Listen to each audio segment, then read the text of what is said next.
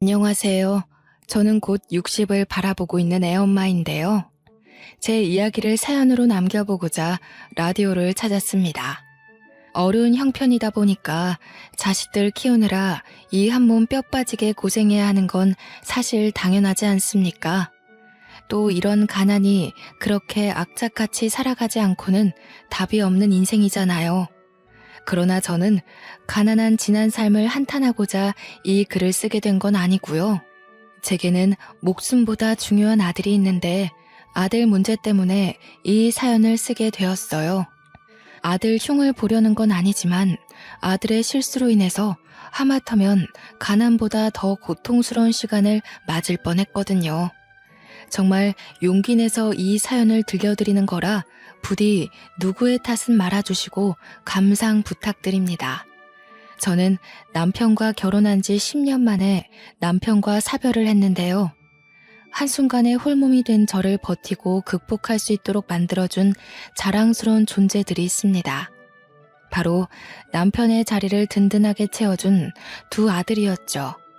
첫째 아들과 둘째 아들은 나이 차이가 10살이 나는데 거의 첫째가 둘째를 키우다시피 보살폈어요.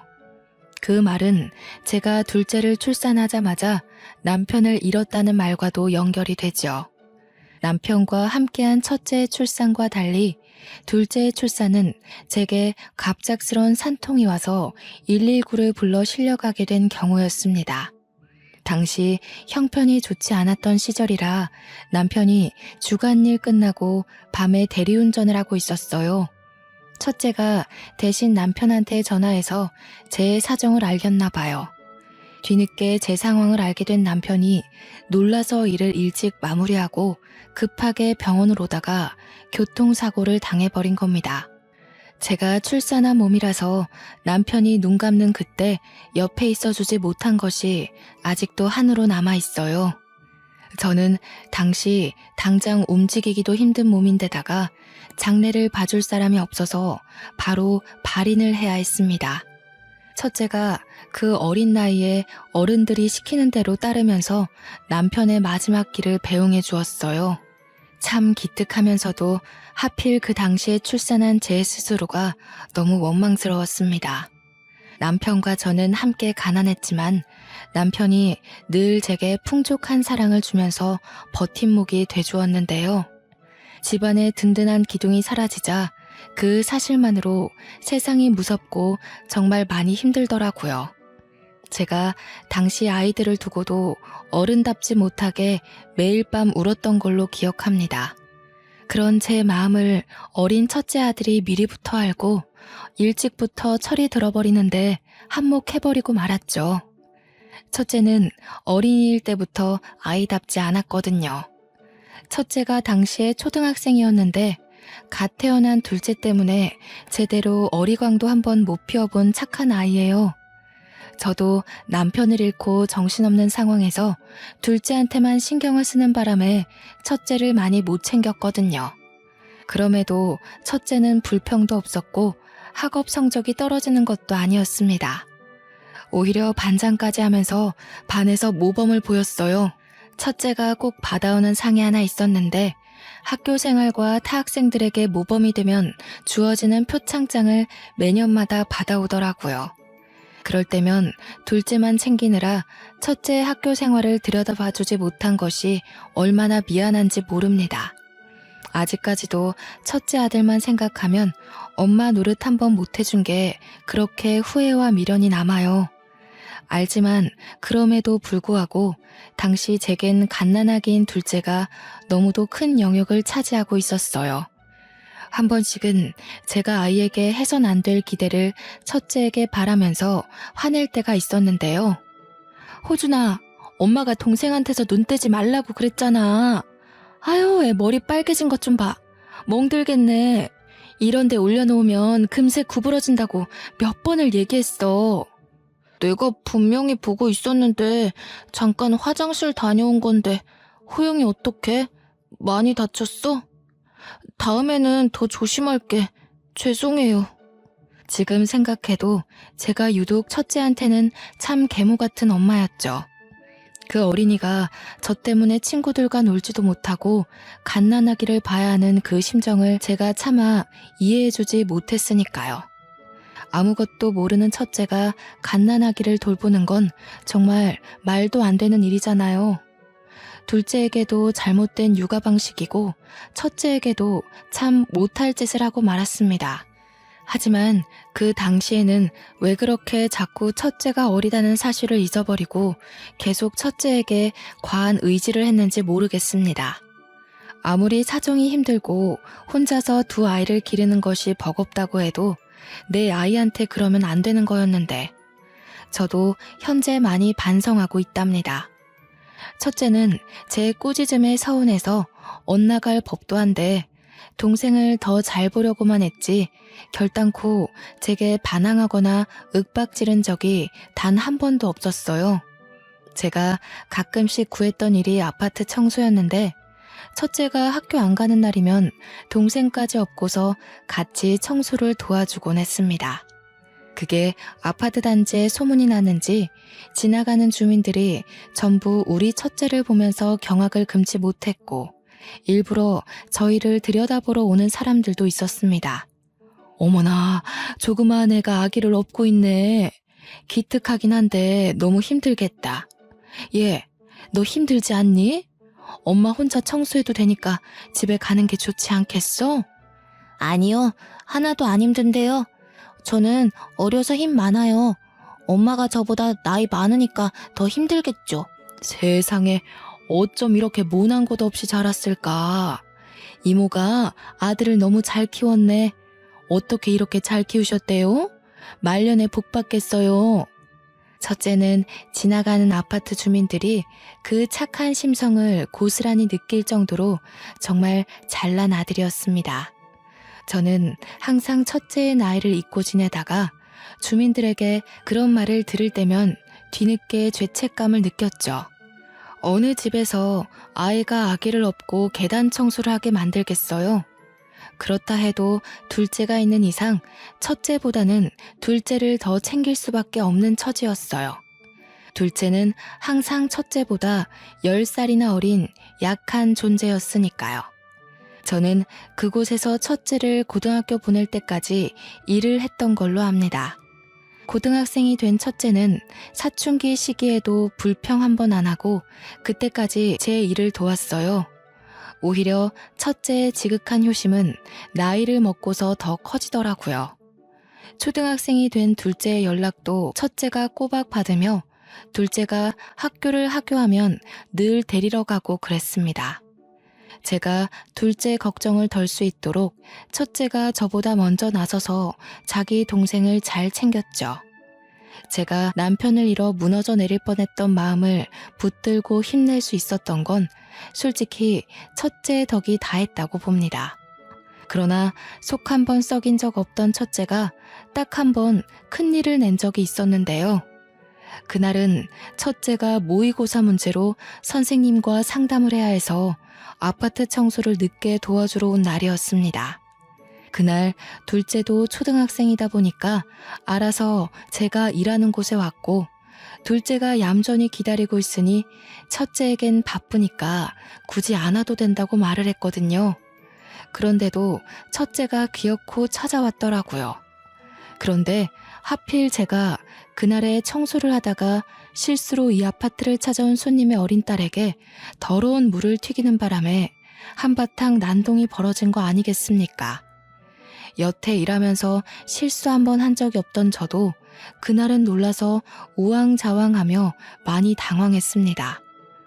어머나, 시은아 괜찮니? 이 아줌마가 정말 우리의 옷 다 젖었잖아요. 어떡하실 거예요? 안 그래도 날 추워지는데 감기라도 걸리면 어쩔 거냐고요. 죄송합니다. 그 옷은 제가 다 변상해 드릴게요. 연락처랑 계좌번호 알려주시면 지금 바로 송금해 드리겠습니다. 정말 죄송합니다. 어이가 없어서 이 옷이 얼마짜린지 알아요? 어린애 옷이라도 아줌마가 입고 있는 거적대기보다 비싼 거예요. 뭐 이렇게 조심성 없는 사람이 일을 하고 있어?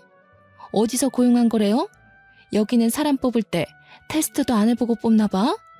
그 아줌마의 딸에는 저의 둘째랑 비슷한 또래로 보였습니다.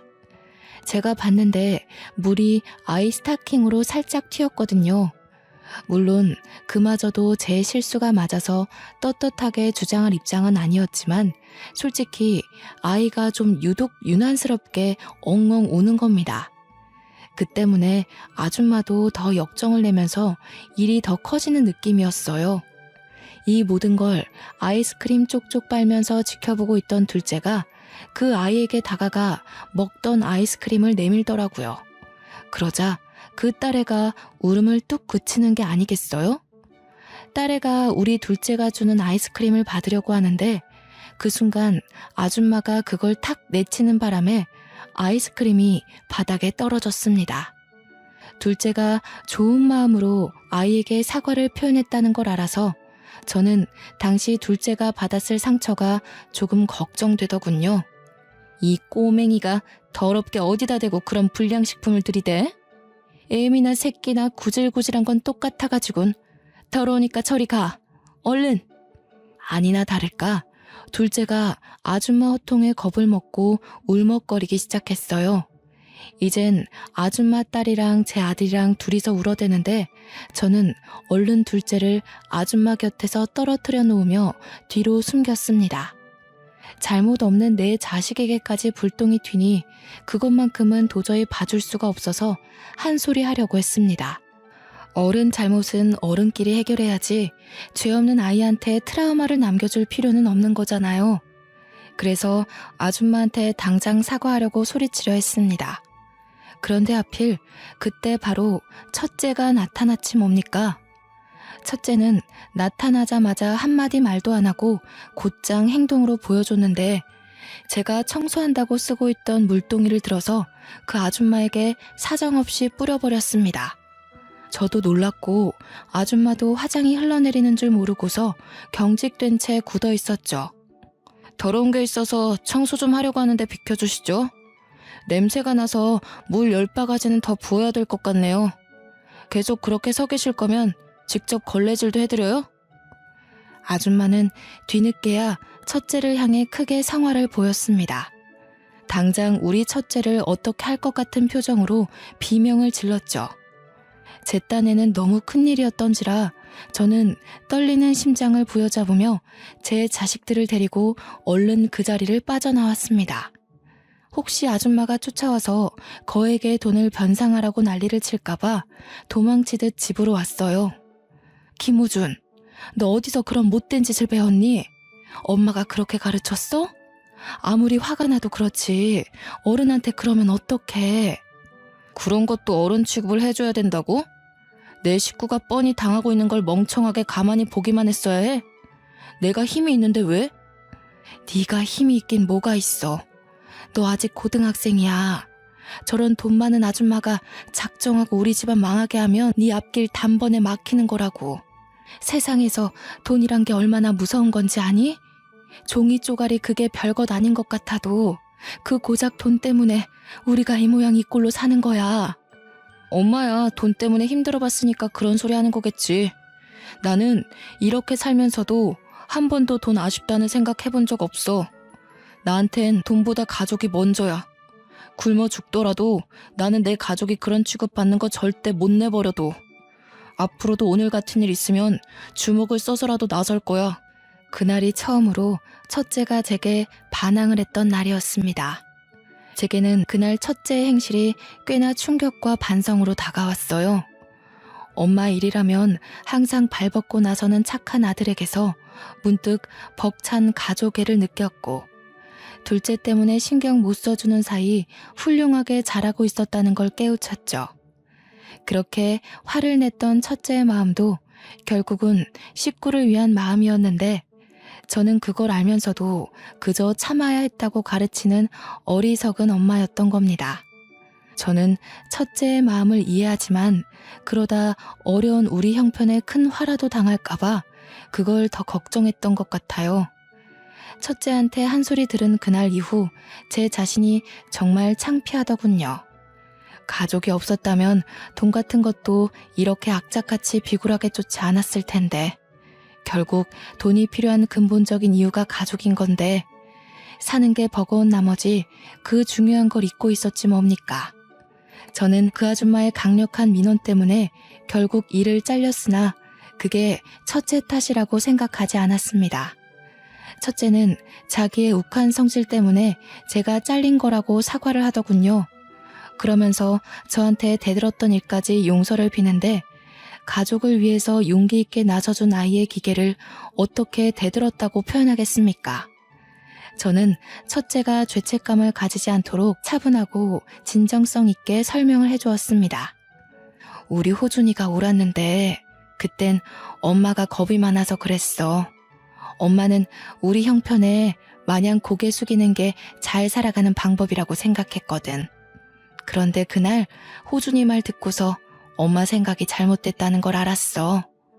옳은 짓을 했는데 왜 네가 사과를 해?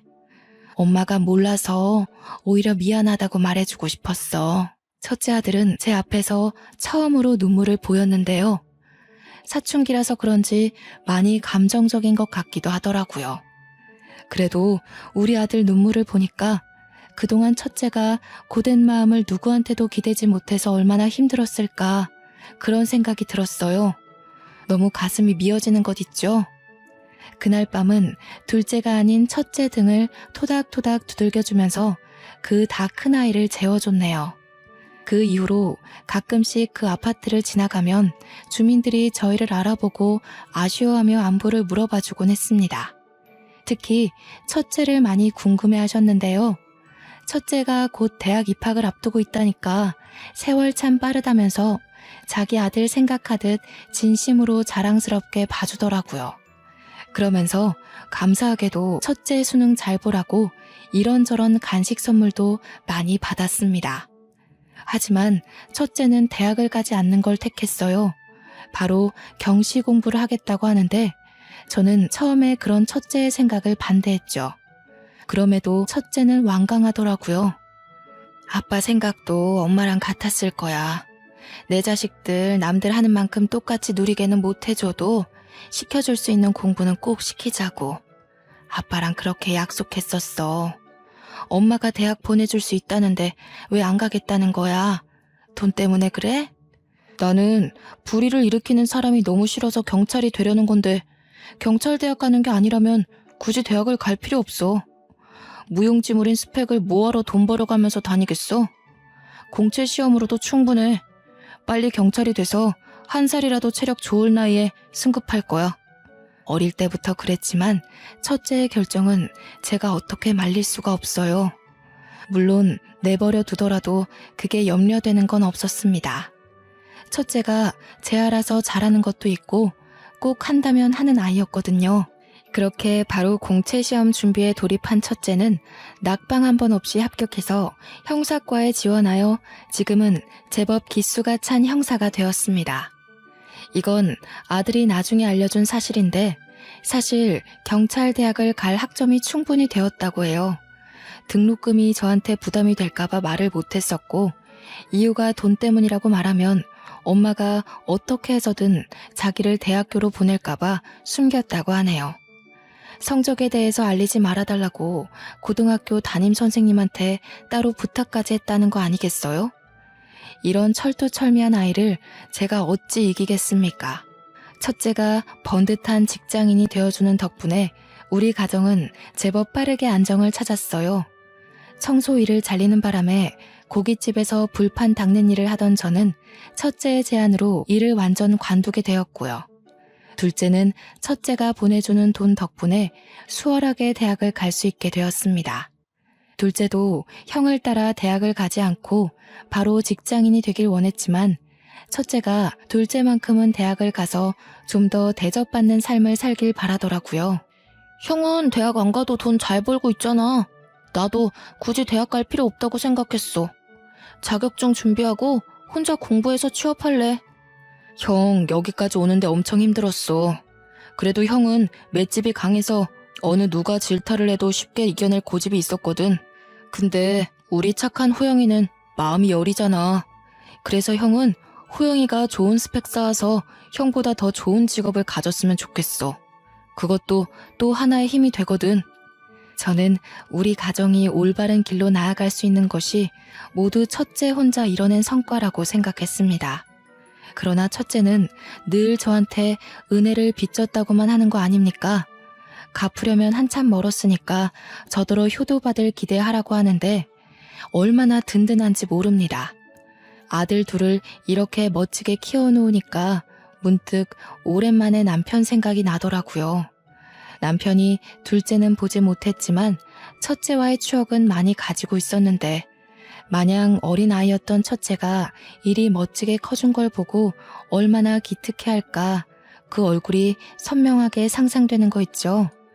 하늘에서 우리 든든한 첫째를 지켜보면서 이제 그만 안심하고 있지 않을까 하는 생각이 들었습니다. 이렇게 앞으로 잘 될 일만 생길 줄 알았던 저희 가정에 가난이 아닌 또 다른 고비가 찾아왔는데요. 바로 둘째 아들의 일입니다. 둘째가 사실 제겐 좀 아픈 손가락이에요. 아빠 얼굴 한번 못 보고 자라게 한 것도 미안한데 어릴 때부터 건강했던 첫째와 달리 둘째는 잔병 치레가 많았거든요.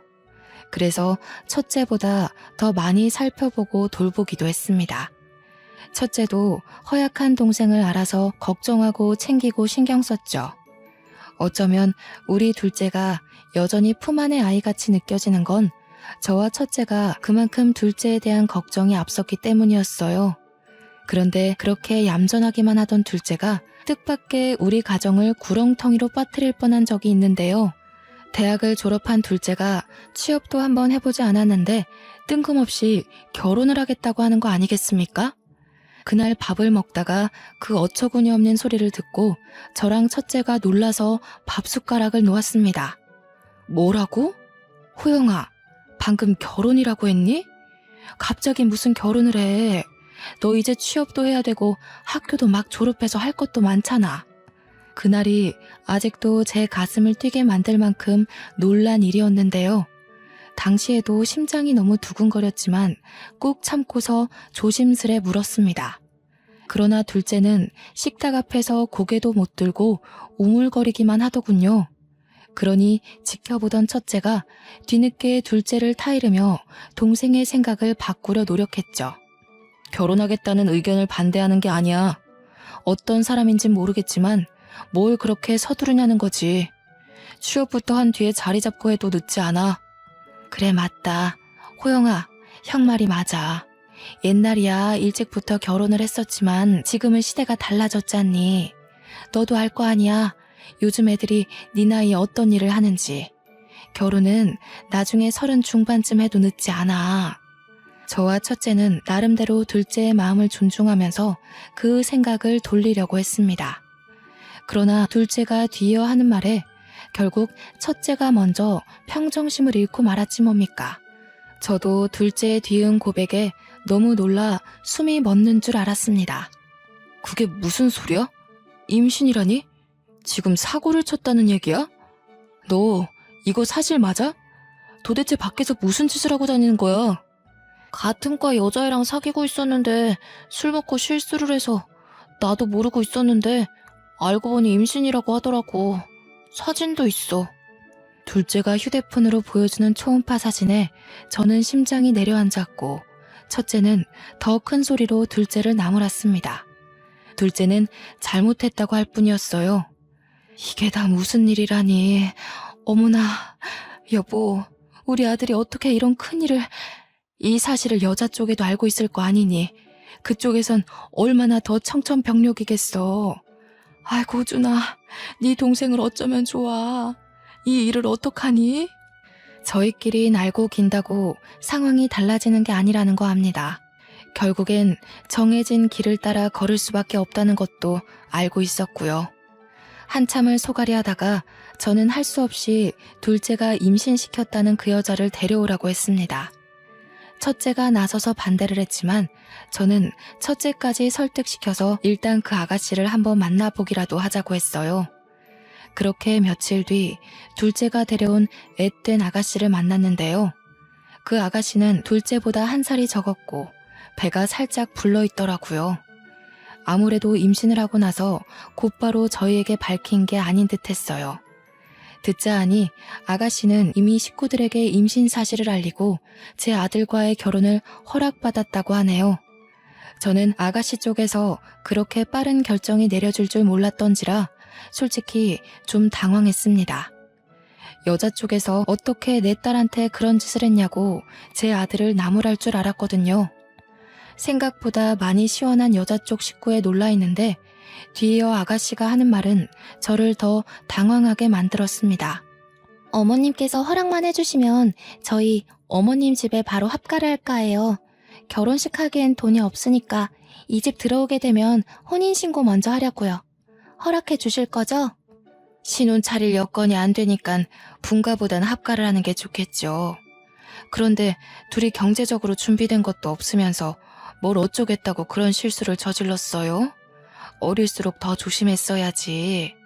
쫓기듯 이 상황까지 오게 됐다지만 지금 이게 얼마나 큰일인지 알기나 하는 건가? 알아. 그래서 반성하고 있어. 그렇지만 지금은 이미 아이가 생겨버려서 형이 돈 잘 벌잖아. 형이 좀 빌려주면 내가 취업해서 꼭 갚을게. 둘째 말 그대로 우리는 첫째 덕분에 30평대 아파트로 이사를 오게 된 건데요. 서울 아파트 비싸잖아요. 온전히 첫째의 벌이로 전과 비교할 수 없을 만큼 편안한 팔자를 누리는 중이었어요. 그럼에도 첫째 등골이 크게 휘는 정도가 아니었다는 건 첫째가 확실히 경제적으로 지분이 크다는 말과 같습니다. 둘째랑 아가씨 둘이서 나름대로 방법을 생각했던 건지 둘째가 자기 형 눈치 보면서 말을 하는데 다소 기가 막혔던 건 옆에서 낯짝 뻔뻔하게 들고 있는 아가씨의 말 때문이었어요. 아주버님이라고 불러야 되겠죠? 그런 말 생전 해본 적이 없어서 어색하다. 아주버님, 저희 돈 좀 빌려주시면 안 될까요? 진짜 꼭 갚을게요. 호용 오빠가 경영학과 나왔잖아요. 대기업 취직하면 금방 갚을 수 있어요. 그 돈을 왜 제 동생만 저한테 갚아야 된다고 생각해요? 그쪽은 제 동생한테 빌붙기만 할 거라는 뜻이에요? 어머, 무슨 말씀을 그렇게... 당연히 저랑 호용 오빠 결혼하게 될 텐데 그럼 호용 오빠 돈이나 제 돈이나 같은 거죠. 원래 부부라는 게 그런 거잖아요. 쓸데없이 당찬 아가씨의 모습에 첫째뿐 아니라 저도 할 말 잃었습니다. 잠깐의 만남으로만 봐도 아가씨 성품이 얌전한 타입은 아니라는 게 느껴졌거든요. 어쩌다가 우리 조용한 둘째 아들이 이런 왈가닥 여자와 어울리게 되었는지 나중에는 현기증이 나더라니까요. 별 수 없이 이대로 결혼을 시켜야 하는 건가 골머리를 앓고 있었는데 며칠 뒤 뜻밖의 일이 생겼습니다. 둘째가 면접 보러 가서 없는 집에 그 아가씨가 혼자 찾아온 거 아니겠습니까? 첫째도 근무 시간이라서 그 시간에는 저만 집에 있었어요. 어머님, 저 오늘 여기서 저녁 먹으려고 왔어요. 호용 오빠랑 같이 오려고 연락했는데 호용 오빠가 먼저 가 있으라고 하더라고요. 들어가도 되죠? 곧 식구가 될 아가씨니까 집에 오는 건 문제되지 않았습니다. 그러나 이렇게 무작정 찾아오는 것이 한두 번이 아니라는 겁니다. 한 번 찾아오기 시작한 아가씨는 일주일에 4번 정도는 연달아 찾아왔어요. 어떨 때는 둘째 방에서 자고 가기도 했습니다. 배가 불러있는 여자를 함부로 내칠 수도 없고 결혼하기 전까지 거리를 두라고 떼어놓을 수도 없어서 참 난감하더라고요. 결국은 둘이 결혼을 시켜야 하는데 저도 하루 일찍 며느리로 집에 들여야 하나 고민이 더 늘어갔어요. 결혼을 시키는 쪽으로 마음이 기울던 어느 날 둘째와 아가씨 관계에 대해 다시 돌아보게 된 계기가 있었는데요. 역시나 첫째와 둘째가 없는 그 시간에 아가씨가 또 찾아와서 오후부터 둘째 방에서 뒹굴거리고 있었어요. 제가 잠깐 장 보러 나가야 될 것 같아 그 아가씨한테 집을 봐줄 걸 부탁했습니다. 네, 어머님. 천천히 다녀오세요. 참, 오시는 길에 복숭아 하나만 사주시면 안 될까요? 호용 오빠 아이가 아무래도 딸인 것 같아요. 자꾸 복숭아가 먹고 싶은 것 보면. 어차피 장 보러 가는 거라서 복숭아 하나 사오는 건 어렵지 않았어요. 알겠다고 말한 뒤 문단속 잘하고서 나섰는데 깜빡하고 장바구니를 안 챙겨왔더라고요. 당시 둘째 문제로 정신머리가 없어서 뭘 자꾸 까먹게 되는 거 있죠. 그래서 다시 집으로 돌아갔는데 바로 그때 저는 놀라운 말을 듣고 말았습니다. 호영 오빠 말고 형 되는 사람을 잡아야 될 것 같아. 호영 오빠는 허우대만 멀쩡하지 능력이 없어서 못 써먹어. 이름이 호준이던가? 그 오빠 돈 많아 보이더라. 이 아파트도 그 오빠 돈이래. 참, 나 이번 주 산부인과 가야 되는데 같이 가줄 거지? 몰래 남의 얘기를 듣는 것도 간 떨리는 일인데 심지어 엄청난 걸 들은 듯해서 두렵기까지 했습니다. 그대로 급하게 집을 나온 저는 장 보러 가는 내내 아가씨의 말을 곱씹어 보았어요. 그런데 생각할수록 그 아가씨가 뭐 대단한 비밀을 감추고 있는 느낌이 드는 거 있죠. 혹시 아가씨 뱃속의 아이가 우리 둘째 애가 아닌 건 아닐까 싶은 생각이 들기 시작했어요. 그러나 단지 엿들은 내용만으로 뭘 어떻게 알아볼 방법이 없어서 떨리는 가슴만 안고서 시간을 흘려보냈습니다. 혼자 소가리만 하다가 이대로 제가 뭔가를 알아볼 기회라도 놓치게 될까봐 결국 첫째를 몰래 불러서 그동안 엿들었던 내용을 알렸는데 첫째가 듣자마자 바로 행동으로 실천하는 겁니다. 그 뒤로 첫째는 형사기질을 발휘하여 아가씨를 뒷조사하기 시작했습니다. 아가씨는 서울 변두리 쪽에 집이 있었고 이혼 가정의 외동딸이었는데 원래는 잘 살다가 아빠 주식 때문에 집안이 망해서 부모님이 이혼을 했고 당시 일하는 사람이 엄마 하나라고 했습니다. 엄마도 전문적인 일이 아닌 아르바이트식으로 어렵게 돈을 모으고 있는 듯 했어요. 첫째가 한 번은 그 아가씨 뒤를 밟은 적이 있었다는데 따라가 보니 아가씨가 자기 엄마 일하는 곳을 찾아갔다고 하더군요. 그러나 첫째가 당황한 건 다른 부분에서 있었는데요. 그곳에서 아가씨 엄마를 보고 놀랐다고 했습니다.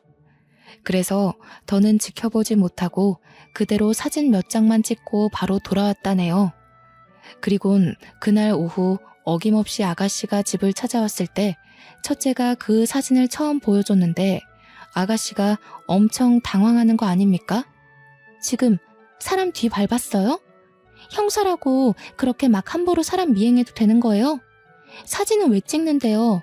이거 초상권 침해예요? 당장 지워요? 왜요? 들키면 안 되는 거라도 있나 보죠? 어쩜 모녀가 하는 짓이 그리 똑같습니까? 정말 치가 떨려서 말이 안 나오더군요.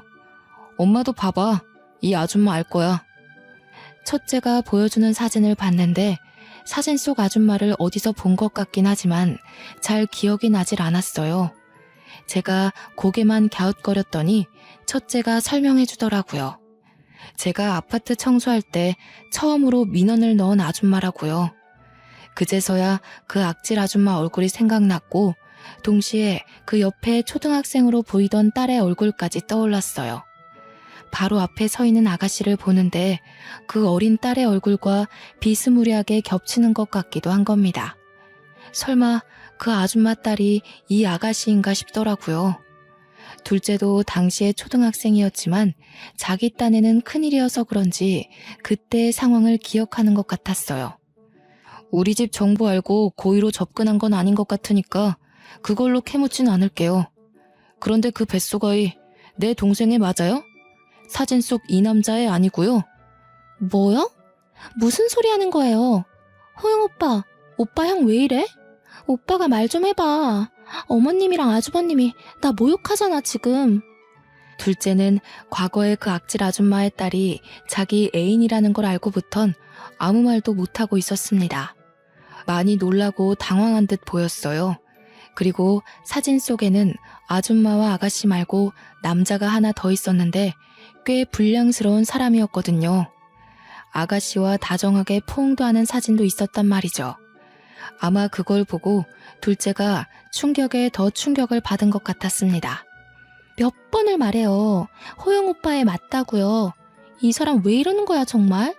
아주버님, 지금 나한테 실수하는 거예요. 아무리 제가 동생 와이프 될 사람이라고 해도 이렇게 하대하는 건 아니죠. 그렇게 자신만만하면 우리 동생이랑 유전자 검사 진행하죠. 호영이 아이라는 게 증명이 되면 우리도 마다할 이유 없어요. 그쪽한테 사과하고 식구로 받아들일게요. 진짜 막무가내시네?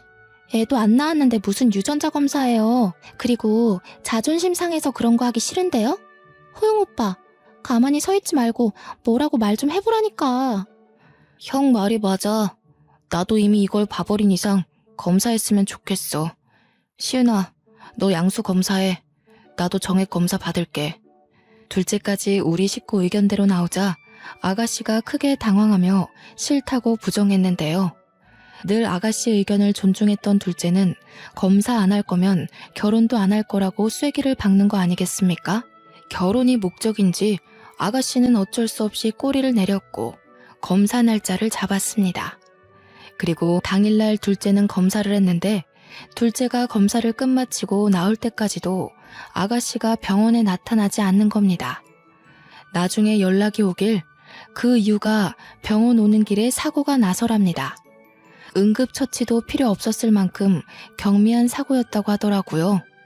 누가 봐도 검사 받기 싫어서 버린 짓 같길래 저와 첫째는 상관없다고 검사 날짜를 다시 잡았습니다. 그렇게 죽상인 아가씨를 데리고 검사를 위해 다시 병원을 방문하던 날이었습니다. 둘째 검사 결과가 마침 나오는 날이기도 했기에 받게 되었는데 친자 검사를 위해 채취했던 정액 검사에서 뜻밖의 황당한 사실을 알게 되었지 뭡니까? 지금 뭐라고 하셨어요? 불임이요?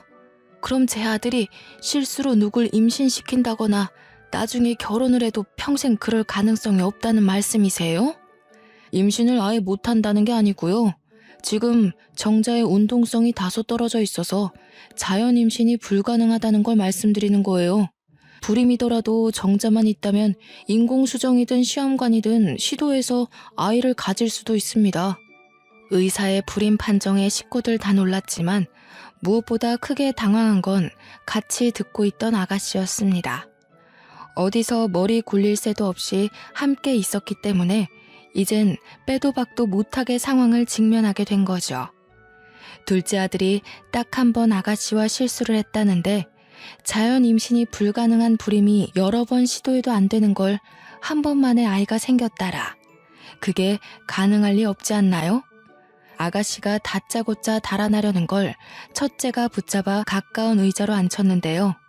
결국 병원에서 사람들 다 보는데 저희는 대판 싸움을 벌이고 말았습니다. 그럼 어떡해요? 저도 먹고 살아야 될 거 아니에요. 남편은 자꾸 취업 실패하고 엄마는 엄마 하나 건사하기도 벅찬데 저라도 나서지 않으면 안 됐다고요.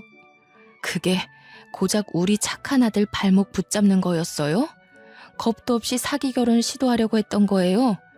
한참 젊은 여자가 어쩌자고 벌써부터 그런 큰 죄를 저질러요. 어머님, 제가 다 잘못했으니까 저 그냥 호영 오빠랑 결혼시켜주시면 안 돼요? 어머님만 허락해주신다면 저 아이 아빠 버릴 수 있어요. 남의 핏줄인 게 싫으면 아이도 고아원 보낼게요. 그러니까 저 좀 받아주세요. 네? 알고 보니 아가씨는 망한 집안 때문에 급전이 필요했더라고요. 이미 남편 될 사람이 있었으나 간도 크게 순수한 제 아들 돈 빼먹으려고 양다리를 걸쳤던 거였어요. 그런데 이제 그런 구질구질한 식구 핏줄 다 버리겠다고 하는 거 아니겠습니까? 옆에서 듣는 내내 안쓰럽기는커녕 정말 최악이었습니다. 누가 너랑 결혼해 준대? 난 네가 그런 상식 없는 생각을 가진 애인 줄도 몰랐어. 남의 애라지만 너는 그 아이 엄마 아니야? 어떻게 태어나지도 않은 애를 버린 애 만에 쉽게 짓거릴 수가 있어? 정말 최악이다. 엄마가 허락하더라도 내가 너랑 결혼 안 해. 알겠어? 오빠가 이러면 안 되지. 내가 누구 믿고 여기까지 온 건데. 나는 그 남자보다 오빠를 더 좋아해. 어떻게 하면 믿어줄 건데, 응? 둘째가 더는 말을 잇지 않고 아가씨를 외면하자 첫째가 나서서 경찰서로 가자고 붙잡았습니다. 그러자 아가씨가 느닷없이 바닥에 무릎을 꿇더니 첫째 바지가랑이를 붙잡고 사정을 하더군요. 안 돼요. 이대로 가면 저희 집 진짜 망해요. 저희 엄마 식당에서 어렵게 돈 벌며 사는 거 알잖아요. 이대로 신고당하면 저희 다 길바닥에 나앉아야 돼요. 제발 경찰서는 안 돼요. 이렇게 빌게요. 우리가 아가씨의 엽기적인 사기 행각을 봐줄 생각은 아니었지만 주위에서 듣고 있던 모든 사람들마저 하나같이 아가씨 연기에 속지 말라고 당부하더군요. 겁도 없이 요즘 같은 세상에 저런 하찮은 짓을 한다고. 당장 빵에 넣어야 제2의 피해자가 안 나온다며 잡아가라 난리였습니다. 결국 아가씨는 얼굴까지 다 팔려가며 경찰서 행을 가게 되었죠. 이 사실을 알게 된 아가씨의 진짜 아이 아빠가 경찰서를 찾아왔는데요. 둘째와 저는 그 남자의 실체를 처음 본 거나 다름없었는데 상당히 우람하고 몸집이 컸습니다. 그런 남자가 다짜고짜 우리 둘째한테 상간남 소송할 거라고 난동을 부리는 거 아니겠어요? 그러나 첫째가 그 자리에서 바로 반박을 해버려 입을 싹 다물게 만들어버렸죠. 아가씨와 그 남자가 혼인 사이도 아니었을 뿐더러 정황상 둘이서 우리 둘째에게 사기 행각을 벌이려 했다는 사실만 도드라질 테니 소송에도 당연히 기각될 거라고 말했고, 오히려 우리 쪽에서 피해배상 청구 소송을 걸 테니 기대하라는 경고를 날려버렸습니다. 제가 법에 대해 잘 모르다 보니까 첫째의 말이 맞는지 아닌지도 모르겠더라고요. 그래서 우리 둘째도 아가씨랑 혼인 사이가 아닌데 피해배상 청구가 가능하냐고 슬쩍 물어봤더니 결혼을 전제로 만나온 관계라면 소송 제기가 가능하다고 하네요. 똑부러지는 첫째의 대처 덕분에 저희는 더 이상 협박받는 것 없이 문제를 해결할 수 있었습니다. 저희 첫째가 한다면 하는 애라고 말씀드렸지 않습니까? 첫째가 동료 직원에게 소개받은 변호사에게 의뢰를 했고, 작은 금액이라도 꼭 고소를 하여 혼쭐을 내줄 심산으로 파고들었으니 그 아가씨 쪽에선 무슨 일이 있어도 이 소송을 피해갈 방법은 없을 겁니다. 그 후로 둘째가 평소보다 좀 더 위축된 채 취업 준비도 못하고 집에만 있었는데요. 자신의 어리석고 부족한 판단력 때문에 가족에게 피해를 준 것 같아 한동안 우울감에 빠져 있더라고요. 네 잘못이 아니래도 그렇게 작정하고 사기치는 사람들을 착한 네가 어떻게 알아봤겠어. 이번 일을 계기로 더 배웠다고 생각하면 돼. 다음부턴 조심하면 되지. 김호영, 너도 이제 언제든지 누구를 책임져야 할 가장이 될 수 있다는 거 이번에 톡톡히 알았으니까 더 단단해져야 돼. 세상엔 너보다 더한 사기를 당해서 재개하고 싶어도 못하고 사는 사람들 많아. 제발 한 번만 기회 달라고 기도만 하는 사람들도 많고, 그런 사람들과 다르게 너한텐 기회가 그냥 기다리고 있잖아. 첫째는 엄마인 제가 봐도 참 놀라울 만큼 어른스럽답니다. 첫째가 집에서 가장 역할을 너무 잘해주는 덕분에 제가 참 든든하네요. 둘째도 아빠 같은 첫째의 든든한 조언 덕분에 최근 다시 면접을 다니기 시작했어요. 둘째가 아무렴 부족한 마음에 그랬다고 하지만 그래도 제게 소중한 아들이 아닙니까? 바보 같은 짓 했다고 걱정되는 마음에 나무라기도 했지만 이마저도 제가 다 포용하고 넘어가야 한다고 생각해요. 자식 키우는 거 쉽지 않잖아요. 저는 남들과 달리 자식으로부터 애먹어본 횟수가 적다고 보거든요. 착하고 얌전하게 자라준 아들인데 이 정도 말썽은 피울 수 있다고 봅니다. 이 기회에 둘째가 나름 책임감에 대해 배운 모습이라서 오히려 위안이 되네요. 이렇게 시끄럽고 가슴 떨리는 사건이 불과 2달 전에 있었습니다. 그나마 하늘에 있는 남편이 우리 둘째를 지켜줬기 때문에 이만큼에서 사건이 마무리될 수 있지 않았나 그렇게 생각하렵니다. 사람이 살아가는 데에 마냥 순탄할 수만은 없다는 걸 알지만 우리 아들 둘은 부디 고난 역경을 다 피해갔으면 좋겠어요. 이게 자식 있는 부모들의 마음이겠죠. 사연을 쓰다 보니 엄마 역할을 잘 해내지 못한 저의 어리석음이 너무 돋보이더라고요. 쓰는 내내 얼마나 창피했는지 모릅니다. 좀 더 현명하고 똑똑한 엄마였다면 내 자식들이 좀 더 나은 환경에서 자라지 않았을까 하는 아쉬움이 있네요. 그래도 이렇게 모자란 저를 대우해주고 늘 우선으로 봐주는 착한 아들들이 있어서 제가 엄마 소리 듣고 잘 살고 있지 않나 싶습니다. 제 사연이 혹시 듣기 불편하진 않으셨나 모르겠어요. 사연을 즐겨 듣다가 저도 한번 도전해보고 싶어서 첫째 아들한테 컴퓨터를 좀 배웠거든요. 이걸 쓰는데도 거의 반나절이 걸렸지 뭡니까. 첫째가 도와준다고 하는데도 온전히 제 손으로 읽어내느라 한참 진땀을 뺐네요. 이제 이야기도 마쳤으니 그만 일어나서 허리 좀 펴야겠습니다. 서투른 제 사연 감상하신다고 고생 많으셨습니다. 모두 가시밭길을 피해가는 삶을 살길 바랄게요. 감사합니다.